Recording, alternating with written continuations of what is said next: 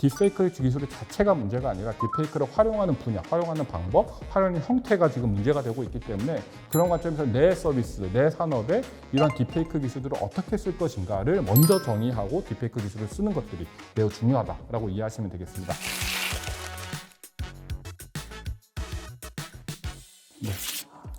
네, 안녕하세요. 저는 성균관대학교 인공지능융합학과의 박은일입니다. 저는 이제 보통 인공지능을 어떻게 사용하고 어떻게 활용하고 산업을 위해서 어떻게 분석할 수 있는지를 보통 다루는 교수라고 이해하시면 될 것 같은데요.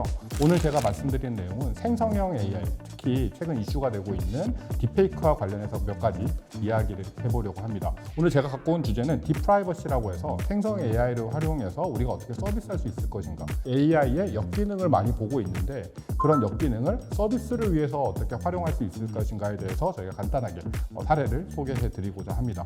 생성 AI 기술은 아시다시피 인공지능이 사람이 하는 것과 유사하게 결과물을 낼 수 있는 서비스입니다. 가장 대표적으로 챗GPT를 많이 쓰실 테니까 그런 것처럼 사람이 대화하듯이 할 수 있는 서비스들도 있고 실제로 인공지능이 내가 하는 일들, 그러니까 실제 소스코드를 통해서 프로그램을 만든다던가 실제 문제를 푼다던가 여러 가지 형태의 콘텐츠를 생성할 수 있는 기술이라고 이해하시면 되겠습니다.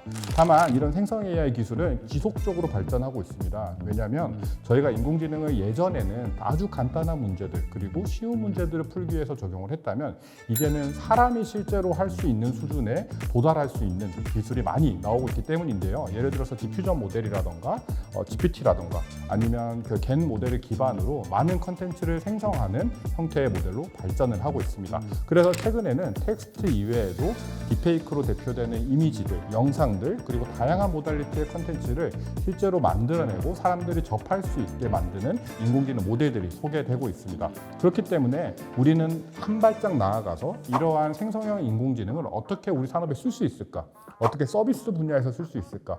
어떻게 하면 효율성을 높일 수 있는 방법으로 쓸 수 있을까에 대해서 조금 집중할 필요가 있습니다. 특히 우리 삶에 어떻게 이 생성형 AI 기술들을 도입하고 좀 더 편안하게 살 수 있을까가 우리가 가진 현재의 이슈라고 보면 되겠습니다. 자, 그러면 어떻게 하면 우리가 조금 더 활용도를 높일 수 있을까에 조금 더 집중할 수 있을 텐데요. 아시다시피 딥페이크는 현재는 사회적 문제를 해결할 수 있는 분야가 아니라 사회적 문제를 야기하는 형태로 우리한테 잘 알려져 있습니다. 항상 생성 AI 자체가 문제가 아니라 이거를 활용하는 사람들의 문제로 약간 볼 필요가 있습니다. 특히 딥페이크도 딥페이크 자체가 문제가 아니라 딥페이크를 악용하는 사람들이 문제라고 이해하시면 되겠습니다. 그러면 이런 딥페이크 기술이나 생성 AI 기술을 어떻게 하면 조금 더 원활하고 활용도 높게 쓸 수 있을까? 제가 대표적인 예시를 몇 가지 갖고 왔는데요. 처음에는 이제 정신의학 분야입니다.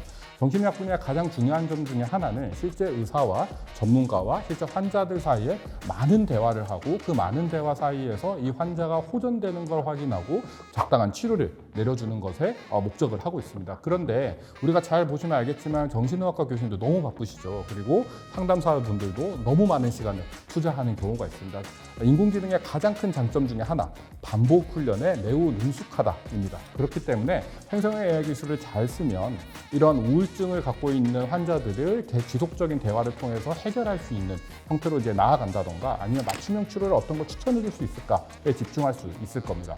두 번째 분야는 법률 분야입니다. 실제로 많은 회사들 그리고 많은 중소기업 회사들이 법과 관련한 무지에 의해서 많은 피해를 보고 있는 것을 우리가 확인할 수 있습니다. 우리가 법률 분야에도 리갈 AI처럼 충분하게 LLM들이 조금 하나둘씩 소개되고 있는데 이런 그 법률 분야에서 쓸 수 있는 생성 AI 기술들은 실제 내가 어떤 행위를 하려고 했을 때 계약서를 검토하려고 했을 때 아니면 다른 내가 그 사업 분야에서 발전을 하려고 했을 때 어떤 저촉이 일어날 수 있는가 법에 대해서 아니면 법률에 의해서 어떤 문제가 일어날 수 있는가를 미리 체크할 때 손쉽게 생성형 AI를 쓸 수 있습니다. 간단히 계약서 하나를 업로드하는 것만을 통해서도 이게 실정법에서 어떤 게 위반될 수 있고 어떤 걸 내가 주의 깊게 봐야 되는지에 대해서 집중할 수 있습니다. 마지막 세 번째 분야는 배리어 프리 분야입니다. 실제 장애인들을 위해서 서비스를 할 때 가장 중요한 것 중에 하나는 장애인들을 위해서는 많은 시간이 필요하고 많은 시간의 끝에 이제 편의성을 제공하는 것들이 필요한데 이런 서비스는 실제 우리가 그러니까 우리가 일상을 살아가는 사람들과는 많은 차이가 있습니다. 이러한 분야에서 생성형 AI들이 나레이터 서비스를 제공한다던가 아니면 조금 더 수화에 가까운 서비스를 제공한다던가 이런 특화된 서비스를 개발하는데 생성형 AI 기술을 쓸 수 있는 있습니다. 특히 이러한 사례들로 봤을 때 우리가 실제로 사람이 하기 어려운 파트들 그리고 반복으로 제공해줘야 되는 파트들에 대해서 생성형 AI 기술이 매우 잘 쓰일 수 있다는 것을 이해할 수 있습니다. 자, 그러면 양면성에 대해서 아까 제가 말씀을 드렸는데요. 부작용도 물론 존재를 합니다. 아시다시피 딥페이크에 의해서 많은 이제 포르노가 양산된다던가 아니면 많은 가짜 뉴스가 생성되고 있다는 걸 이해하실 수 있을 겁니다. 특히 우리나라로 그 뷰를 바꿔보면 보이스피싱이라던가 실제 사기라던가 아니면 또 다른 사람들을 속이기 위한 형태로 이런 딥페이크를 활용한 범죄들이 많이 나오고 있습니다. 한 단계 나아가서 딥보이스라고 하는 목소리까지 위조해서 이 사람들을 속이는 형태들의 범죄들이 나오고 있기 때문에 이런 경제적, 사회적, 산업적 문제를 동시에 고려한 형태가 많이들 양면성으로 이슈가 되고 있습니다. 자, 그러면 우리가 한 단계 나아가서 실제로 산업을 위해서 이걸 쓰기 위해서는 어떤 뷰를 가져야 되는가? 딥페이크 기술이나 생성 AI 기술에서는 가장 중요한 것 중에 하나가 내 정보, 내 데이터가 어떻게 빠져나가는지 모르고 내 데이터를 어떻게 하면 내 데이터의 보호를 위해서 어떻게 활용할 수 있을까가 보다 중요한 요소 중에 하나라고 이해하실 수 있을 겁니다. 그래서 인공지능 시대의 가장 중요한 점 중에 하나는 이러한 그 생성형 AI 기술에 대응해서 개인정보 보호에 대해 중요성에 대해서 한번 저희가 생각하고 넘어갈 필요가 있습니다. 특히 여러분들 중에 많은 분들이 인스타그램이나 페이스북과 같은 SNS를 많이 쓰실 텐데요. 그런 SNS를 쓰다 보면 나의 정보, 나의 데이터들이 무의식 중에 온라인에 배포되는 것을 가끔 보실 수 있을 겁니다. 개인정보 공개가 사회적으로 이제 만연한 이슈라고 이어질 수 있는데요. 페이스북 프로필 중에 한 90% 이상의 이미지 그리고 생년월일, 전화번호, 주소 등이 무분별하게 공개되어 있다는 리포트들이 많이들 존재를 합니다. 특히 이러한 SNS는 아까 제가 딥페이크에 대해서 말씀드렸던 것처럼 이미지를 무제한적으로 다른 사람들이 쓸 수 있는 소스가 되기 때문에 실제 이러한 SNS 이미지를 딥페이크 범죄에 활용한다거나 사기에 활용한다거나 다른 나쁜 형태로 활용하는 사례들이 계속해서 증가하고 있습니다. 그렇기 때문에 오히려 반대편 포인트로 보면 그러면 내 정보가 무분별하게 나가는 거를 어떻게 인공지능 기술이나 새로운 기술로 막을 수 있지? 이에 대한 퀘스천 마크가 도달하기 시작합니다. 그래서 우리가 가장 먼저 본 데이터는 아마 SNS를 쓰시는 분들은 많이 공감을 하실 텐데요. 셀피라던가 아니면 다른 사람들이 찍은 얼굴 데이터들이 무분별하게 많이 공개되어 있다는 걸 아실 수 있을 겁니다. 아시다시피 인스타그램이나 페이스북 같은 경우는 친구, 팔로워 등의 기능을 통해서 이러한 기능들을 제가 조절할 수 있습니다. 팔로잉이나 팔로워를 통해서 내 데이터를, 내 정보를, 내 포스트를 또 다른 사람들한테는 보이지 않게 만들어 줄 수 있는 기능도 필요하다고 이해하시면 되겠습니다. 특히 내 친구들한테는 보여주고 싶은데 친구들의 친구 그리고 무분별하게 공개되지 않기를 바라는 사람들한테는 오히려 이러한 딥페이크 기술이나 생성 AI 기술이 또 다른 해결책이 될 수 있다고 저는 생각하고 있습니다.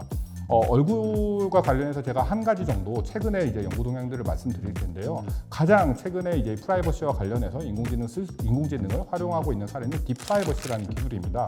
이 딥프라이버시 기술은 약간 이름이 다른데요. 이 딥페이크의 긍정적 활용을 위해서 나온 형태라고 이해하시면 되겠습니다.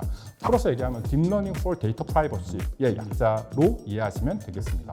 생성형 AI가 개인정보 보호에 있어서 어떻게 쓸 수 있을까? 특히 딥페이크가 어떻게 개인정보 보호에 쓸 수 있을까에 대해서 집중한 사례라고 이해하시면 됩니다. 딥프라이버시는 딥페이크 기술을 활용해서 사진 내 특정 사람의 얼굴을 익명화하는 형태의 기술로 정의가 되고 있고 딥페이크가 동일합니다. 활용되는 사례는 거의 동일한데 이미지 생성이나 사진 합성 기술을 통해서 내 프라이버시, 내 얼굴 정보를 어떻게 하면 보호할 수 있을까에 집중한 사례라고 이해하시면 되겠습니다. 이러한 그 얼굴 보호 사례들은 결과적으로는 의료 데이터라던가 내 얼굴 데이터, 기타 내가 숨기고 싶어하는 데이터를 딥페이크 기술을 통해서 보호할 수 있기 때문에 또 다른 사람들이 내 데이터를 악용하는 사례를 막을 수 있는 사례로 발전을 하고 있습니다. 그래서 기본적으로 이 딥프라이버시의 알고리즘의 메인은 심스왑이라고 하는 기술로 되어 있는데요. 이거는 어려운 기술은 아니고 그 얼굴 데이터를 잘 분석해서 이거를 바꿔치기 하는 기술이라고 쉽게 설명할 수 있습니다. 얼굴을 학습시킨 다음에 가장 유사하지만 그러나 다른 사람의 가장 유사하지만 다른 사람의 얼굴로 바꿔치기 한다라고 이해하시면 되겠습니다. 거의 딥페이크 기술과 이제 유사한 형태라고 이해하시면 되겠는데요. 얼굴 자체를 이제 본뜬 다음에 그거를 다른 사람의, 우리가 학습되어 있는 다른 사람의 얼굴로 바꿔치기 하는 기술이라고 이해하시면 되겠습니다. 물론 이 바꿔치기 하는 기술의 얼굴은 합성된 또 다른 이미지가 될 가능성이 매우 높습니다. 왜냐하면 우리가 기존에 나와 있는 다른 사람의 얼굴을 그대로 쓰게 된다면 당연히 다른 사람들의 정보들을 공개시키는 효과를 갖고 올 수 있기 때문에 이 합성되어 있는 다른 얼굴로 바꿔치기 하는 게 거의 일반적이라고 이해하시면 되겠습니다. 자, 그러면 우리가 어떻게 하면 SNS에서 얼굴 데이터를 잘 보호할 수 있을까에 대한 두 번째 단계로 넘어가면, 사진을 업로드할 때 데이터셋에 우리가 저장되어 있는 다른 얼굴로 대치를 시키는 이 페어하는 기술로 업로드하게 되면 내 친구가 볼 때는 내 얼굴이 나오고 다른 사람들이 볼 때는 그 막 바꿔치기 한 얼굴이 나오는 형태라고 쉽게 이해를 할 수 있습니다. 아까 말씀드렸던 것처럼 SNS의 고유 특성 중에 하나는 내가 원하는 사람들한테만 데이터를 공개할 수 있다. 의 관점에서 보시면 내가 모르는 사람한테는 이 데이터를 보여주고 싶지 않다로 바꿔서 얘기할 수 있습니다. 그래서 이러한 딥페이크 기술들을 딥프라이버시라고 발전시키면서 이러한 관계를 이제 조정하는 것들이 필요합니다. 내가 원하는 사람들을 미리 파악해서 이 사람들한테는 원래 있는 데이터를 보여주고, 그렇지 않은 사람들한테는 딥프라이버시로 스와핑한 사진을 보여주는 겁니다. 자, 그러면 이 얼굴 보호 데이터 프레임워크가 좀 복잡한데요. 크게 이제 이렇게 그려질 수 있습니다.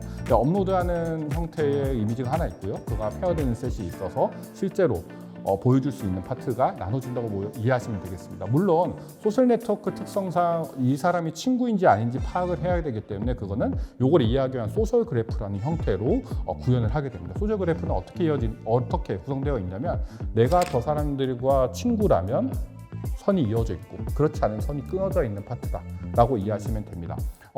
그 그래프에서 보시면 알겠지만 강한 선이 있을 수도 있고 약한 선이 있을 수도 있는데, 그거는 활용한 그 소셜 네트워크에서 팔로잉 팔로우처럼 여러 가지 단계가 공존한다던가, 아니면 친구 아니면 팔로우만 디렉션이 있는 경우, 방향성이 있는 경우가 구현된다고 이해하시면 되겠습니다. 그래서 다양한 변환 조건에서 저희가 실험을 해봤고, 실제 비슷한 얼굴이지만 다른 사람이구나 정도로, 그러면서도 그 실제로 보는 사람들한테는 이질감을 최소화시킬 수 있는 얼굴로 이제 구현하는 것들이 필요하고, 최근의 연구 동향들은 실제 소셜 네트워크 사람들을 불러서 본인 계정으로 실험안까지 진행하는 결과들이 나오고 있습니다. 실험에 사용된 프로토타입의 모습을 보여드릴 텐데요. 보시면 알겠지만 실제 인스타그램 사이트와 큰 차이가 없습니다. 형태로 이제 포스트가 나와 있고 실제 코멘트가 나와 있고 어떤 사람의 계정이 잘 나와 있는 형태라고 이해하시면 되고, 이 얼굴은 놀랍게도 스와핑한 얼굴입니다. 시청자의 관계를 이제 평가 결과를 간단하게 소개드리면 크게 차이가 없다는 것을 이해하실 수 있을 겁니다. 다만 이 딥페이크 기술이 아직까지는 이질감을 조금 주기 때문에 자연스러움이나 아니면 보호 정책의 효과, 플랫폼에 대한 신뢰에 있어서 영향이 아직까지는 존재한다라고 이해하시면 됩니다.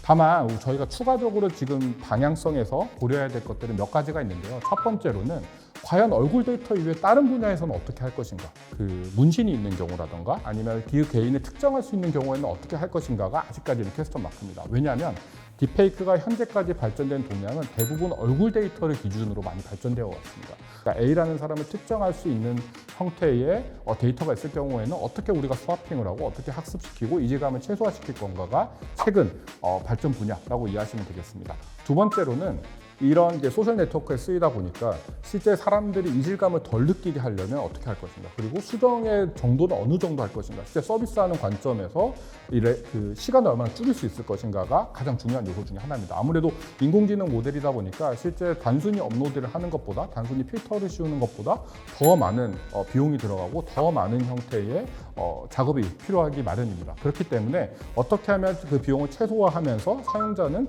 거의 똑같은 수준의 사용자 경험을 볼 수 있게 할 것인가가 매우 중요한 요소 중에 하나로 여겨지고 있습니다. 마지막으로는 조금 기술적 개선이 필요합니다. 우리가 실제로 얼굴을 딥페이크를 통해서 바꾼다고 할지라도 비슷한 형태의 감정을 낼 수 있는가는 또 다른 이슈 중에 하나입니다. 얼굴의 자연스러움을 갖고 올 수 있겠지만 그 사람이 갖고 있는 감정까지 기존에 있는 얼굴과 동일하게 갖고 갈 수 있는 형태로 현재는 이제 발전을 하고 있습니다. 그래서 실제 산업에 쓰기 위해서는 그러면 어떻게 하면 좋을까요? 라고 많이 질문을 하시는데 실제 산업을 쓰기 위해서는 몇 가지 형태의 이슈가 나오고 있습니다. 최근에 들어서 디프라이버시 기술이 매우 발전하면서 나오는 사례들 중에 하나인데요. 법원이라던가 경찰이라던가 실제 모르는 사람들의 얼굴을 블러나 아니면 모자이크를 통해서 해결하는 것들이 아니라 이런 그 페이스 스와핑처럼, 그러니까 딥페이크처럼 얼굴을 바꿔서 해결할 수 있는 형태로 산업이 발전을 하고 있습니다. 왜냐하면 블러를 하면 블러하는 자체가 노이즈로 사람들이 인식을 하기 때문에 그 자체가 문제점이 될 수 있습니다. 두 번째는 아까 제가 처음에 말씀드렸던 것처럼 딥페이크 기술 자체가 문제가 아니라 딥페이크를 활용하는 분야, 활용하는 방법, 활용하는 형태가 지금 문제가 되고 있기 때문에 그런 관점에서 내 서비스, 내 산업에 이런 딥페이크 기술들을 어떻게 쓸 것인가를 먼저 정의하고 딥페이크 기술을 쓰는 것들이 매우 중요하다라고 이해하시면 되겠습니다. 마지막으로는 올바른 용도에 대한 정의입니다. 제가 이제 소셜 네트워크라는 제가 사례를 말씀드렸던 것처럼 A라는 사이트에서 이걸 쓸 때에는 매우 긍정적인 형태로 쓸 수 있지만 B라는 사이트에서 이걸 쓸 때는 나쁜 형태로 이해될 수 있습니다. 그렇기 때문에 내가 실제로 서비스하고 싶은 분야를 먼저 잘 정의하시고 어떤 기술을 활용하고 어떻게 적용할 것인가를 고려하시는 것이 필요할 것 같습니다. 제가 세 가지 정도 이렇게 말씀을 드렸는데요. 이 세 가지를 넘어서 우리가 해야 될 가장 큰 이슈 중에 하나는 사용자 관점에서 이 딥페이크 기술을 어떻게 볼 것인가입니다. 저희가 실제로 딥프라이버시 기술을 실제 구현한 다음에 사용자들한테 적용할 때 가장 많이 들었던 이슈 중에 하나는 반드시 노출하고 싶은 정보와 그리고 반드시 노출하지 원치 않은 그 정보들을 어떻게 보호하고 어떻게 공개할 것인가에 대한 내가 조정할 수 있는 툴이 필요하다였습니다. 그렇기 때문에 딥프라이버시나 딥페이크 기술을 나중에 활용하는 사람들의 입장에서는 이러한 기술들이 어떻게 하면 조금 더 올바른 사용이 될 수 있을까를 고민하실 필요가 있을 것 같습니다. 네, 오늘 발표 들어주셔서 감사합니다. 여기까지 성균관대학교 박은일이었습니다.